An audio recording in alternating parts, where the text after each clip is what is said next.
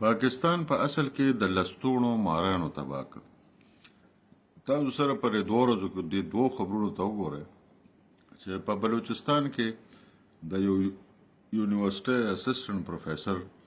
چې هغه ټول تعلیم هم د پاکستان په سکالرشپ باندې کړی دی، بیا قائد اعظم یونیورسيټي کې سبق ویلی دی، بیا پېښور نه پی ایچ ډي کړی ده، بیا اوس د کوټې په یو ډېر اهم اداره کې تعلیمي اداره کې هغه اسسټنټ پروفیسر د 15 ګریډ کې د عثمان قاضي نوم دی او هغه د ترهګرو سہولتکار وخته. یو دهشتګرد خو هغه رسول او کومه چې په کوټه کې د ریلوے په سټیشن کې 14 شو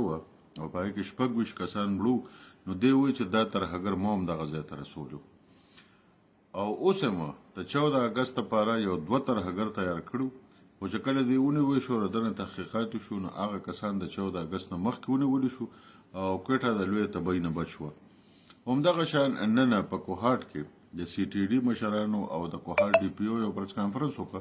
او په هغه کې دا وایي چې موږ دوه کسان نیولي دي چې یو پکې د سی ټي ډي اهلکار دی، یو پکې د پولیس اهلکار دی. اوس تاسو سوچ وکړئ چې موږ د وخت نه دا لګیو چې زموږ په ادارو کې دننه ګن پروت دی او دا سہولتکار په دې ادارو کې ډېر دننه ورننوتي دي. دا په سی ټي ډي کې شته، دا په پولیس کې شته، دا په انتظامیه کې شته، سیول انتظامیه کې شته، په بیروکراسي کې شته، دا په فوج کې شته، دا په عدلیه کې شته، دا په مختلفو ادارو کې دا ورننوتي دي، یونیورسيټو ته ورننوتي دي، مختلفو ځایونو ته ورننوتي دي او دوی بیلې بیلې ذموارۍ دي. دا په لارو کوڅو کې هم شته، د مولیانو په شکل کې هم شته، صحافیانو په شکل کې هم شته،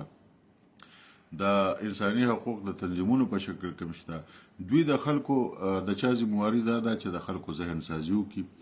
منفي ذهن سازي ولو کې. د چا ذمواري دا ده چې هغوی د فوج خلاف راوپاري.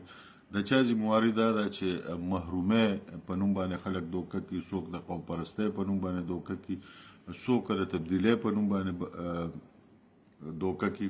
په مختلفو نومونو باندې او په مختلفو حربو باندې د سوشل میډیا په ذریعہ، د میډیا په ذریعہ، په لارو کوڅو کې، په مختلفو ځایونو کې، په یونیورسيټو کې، په کالجونو کې، په هسپتالونو کې، په ادارو کې دننه دا کسان موجود دي او دا د لستوڼي ماران دي. تر کومه پورې چې په ټولو ادارو کې دننه زبردست سکرینینګ نه شوی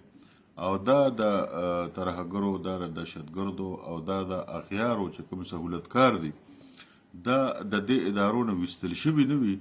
نو د پاکستان ادارې د ترهګرۍ پر ضد د جنگ نشي ګټلی. په دې کې ډېرې لویه سرمایه‌کاري شوې ده او دا صرف د محرومۍ تر حده پورې نه ده. ګنې د 13 ګریډ یو اسسټنټ پروفیسر چې د هغه ښځه هم سرکاري نوکره ده، د هغه مور هم پنشن لري، د هغه یو ورور د ریکروډک په منصوبه کې ډېر لوی افسر هم دی.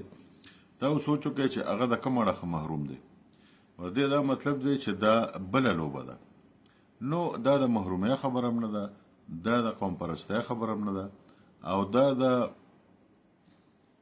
بل څه خبره هم نه ده. دا صرف د اغیارو یو ایجنډه ده. د پاکستان عدم استحکام، د پاکستان په ملک افراتفری جوړول، د پاکستان نه لیبیا، شام، عراق، سودان او دغه شان جوړول، د پاکستان فوج دړې وړې کول،